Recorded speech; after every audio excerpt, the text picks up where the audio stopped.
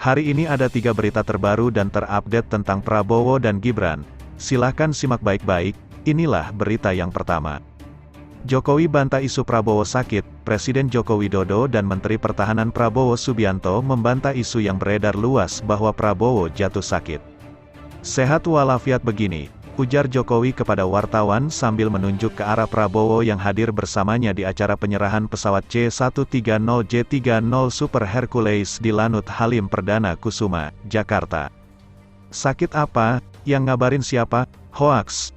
Hoaks, tambah Prabowo menjawab pertanyaan wartawan. Ia kemudian memasang jurus silat andalannya, yang disambut gelak tawa hadirin.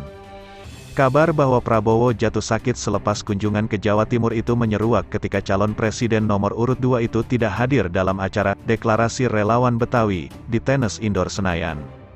Ketua TKN Prabowo Gibran Rosan Ruslani yang menyampaikan hal ini ketika mewakili Prabowo di acara tersebut. Oleh karena itu dalam kesempatan ini tentunya pertama-tama, saya izin menyampaikan permintaan maaf Pak Prabowo, ujar Rosan membuka pidato sambutannya di Tenis Indoor Senayan, Jakarta. Lebih jauh ia mengatakan bahwa Prabowo sebenarnya sudah bersiap menuju stadion ini, tetapi, dalam perjalanan kondisinya kurang sehat, dan menyampaikan permohonan maaf Prabowo kepada masyarakat Betawi yang hadir di Tenis Indoor Senayan. Beliau masih kurang sehat, tetapi telepon saya langsung untuk menyampaikan permohonan maafnya, ujar Rosan seraya menambahkan bahwa semangat, hati dan pikiran Prabowo masih bersama dengan warga Betawi yang hadir dalam acara itu. Kurang dari 1 bulan menjelang hari pemungutan suara tanggal 14 Februari masing-masing kubu meningkatkan kampanye mereka. Paslon nomor urut 1 Anies Baswedan pada Selasa pulang kampung ke Yogyakarta, di mana ia berkampanye di lapangan Jampidan dan kemudian berdialog di acara Desak Anies, di Rock Convention Hall.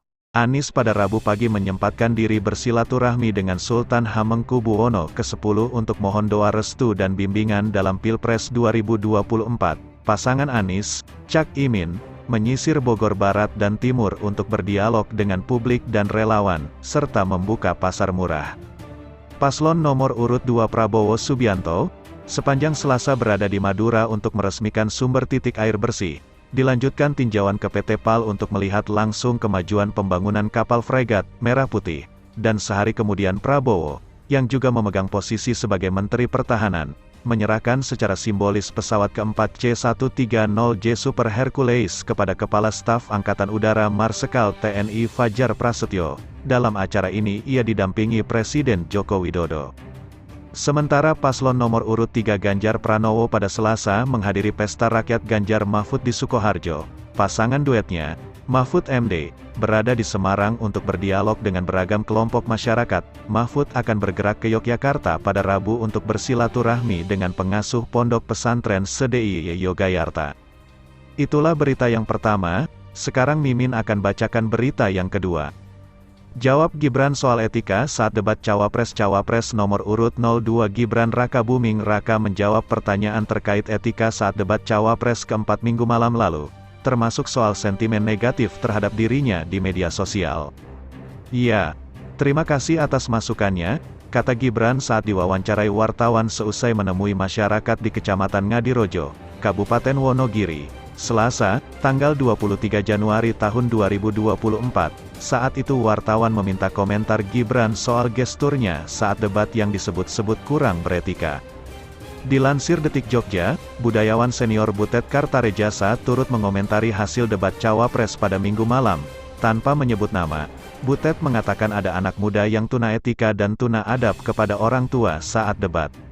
Sementara itu, dilansir 20 Detik, pendiri Drone Emprit, Ismail Fahmi membagikan hasil analisis debat keempat Pilpres 2024 yang diikuti Cawapres Muhaimin Iskandar, Gibran Raka Buming Raka, dan Mahfud MD. Salah satu analisisnya membahas soal sentimen dari percakapan di media sosial Twitter. Hasilnya, Gibran mendapatkan sentimen negatif tertinggi, sementara Muhaimin dan Mahfud mendapatkan hasil sentimen yang mayoritas positif. Selain itu, di aplikasi Twitter ramai membicarakan ijazah milik Gibran. Gibran juga menanggapi hal itu, "Kan sudah saya lihatkan ke kamu, dulu sudah dilihatkan ke wartawan, ijazahnya," kata Gibran. Itulah berita yang kedua, sekarang Mimin akan bacakan berita yang ketiga. Gibran ingin kartu tani dan bansos dilanjutkan lebih tepat sasaran. Calon Wakil Presiden Gibran Rakabuming Raka ingin melanjutkan program kartu tani dan bantuan sosial, bansos, sekaligus mengevaluasi agar program tersebut berjalan lebih tepat sasaran. Kartu tani nanti dievaluasi lagi biar pupuknya lebih tepat sasaran. Kalau memang menyusahkan, nanti dihapus saja, kata Gibran saat berkampanye di Wonogiri, Jawa Tengah, Selasa, sebagaimana keterangan tertulis diterima di Jakarta. Terkait dengan bansos, Gibran dan calon Presiden Prabowo Subianto akan melanjutkan program tersebut jika terpilih pada pemilu 2024. Akan tetapi, kata dia, akan ada evaluasi jika dalam penyalurannya belum tepat sasaran. Hal ini karena Gibran mengaku menerima aduan dari masyarakat bahwa distribusi bansos kurang tepat sasaran dan pilih kasih. Program Keluarga Harapan, Kartu Indonesia Sehat, Kartu Indonesia Pintar nanti dilanjutkan, biar lebih tepat sasaran, akan kami update, perbarui, lagi data penerimanya, kata Gibran. Gibran mengatakan bahwa dirinya dan Prabowo akan menggandeng usaha mikro, kecil, dan menengah, UMKM, dalam program andalannya, yakni makan siang gratis. Program makan siang gratis sebagai stimulan untuk UMKM, tutur dia. Gibran melanjutkan kampanye di Wonogiri dengan menemui masyarakat yang berkumpul di Desa Ngadirejo Kidul, Jawa Tengah. Kedatangan Gibran disambut dengan kesenian reog dan gamelan. Ia membuka orasi politiknya dengan mendoakan semua masyarakat yang hadir senantiasa sehat.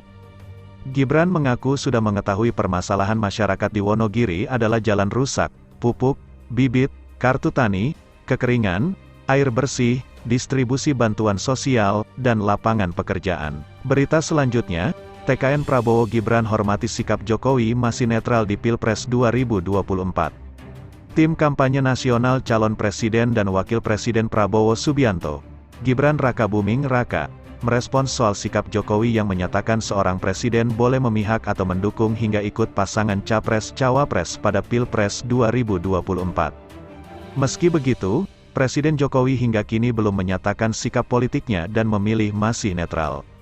Menyikapi hal itu, Wakil Ketua TKN Prabowo Gibran, Metia Hafid menyatakan pihaknya akan tetap menghormati keputusan Jokowi mendatang. TKN sampai hari ini amat menghormati keputusan Presiden untuk tetap netral, dan kami melihat ini sebagai langkah beliau yang menghargai seluruh paslon, kata Mutia. Meski begitu, kata Metia, pihaknya masih akan menunggu apa yang menjadi keputusan Presiden Jokowi ke depannya. Sebab, kata dia, nantinya soal sikap dan keputusan Jokowi terkait Pilpres 2024 merupakan hak mutlak dari seorang presiden. Meskipun demikian, TKN akan menunggu.